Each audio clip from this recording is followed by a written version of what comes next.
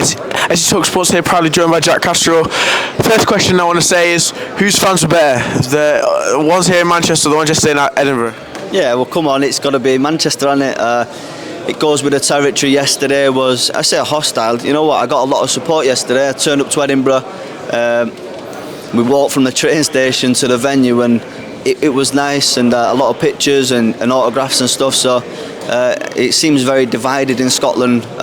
But yeah, grateful for that support. But turn up here today in a rainy afternoon in Manchester, and it was good. You know, a lot of people are making of what yesterday, after seeing the reaction to the press conference on Twitter, they're saying that Josh Taylor doesn't necessarily seem in a good way. Do you make anything? Do you agree? Yeah, you know what? I don't think he looks great. I don't think he looks fresh and like he's looking after himself. But that being said, he's Josh and I'm fighting him, and I look after myself and my thoughts and my body, and I've got to prepare to beat him, and I prepare for the best version despite how he looks. Have you fully got over, what was widely regarded as, a robbery in the first fight? Yeah, of course. Frustrating at the time, but that's ultimately what I was dealt with. And listen, life goes on. I'm going to carry on fighting. That's my career, and there's going to be fights out there. I'm just fortunate enough now it's come full circle, and I get to have that rematch. And we've seen a lot of physical confrontation between you two.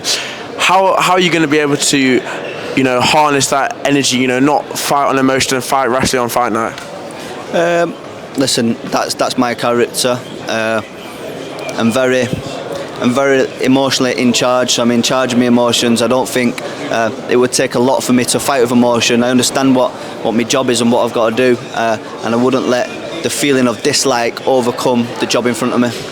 And finally, is the reason why you're so adamant about wanting to get a stoppage victory because you're afraid of getting another decision that you feel like should go your way taken away from you? Listen, obviously I want to go out there and knock him out and beat him conclusively.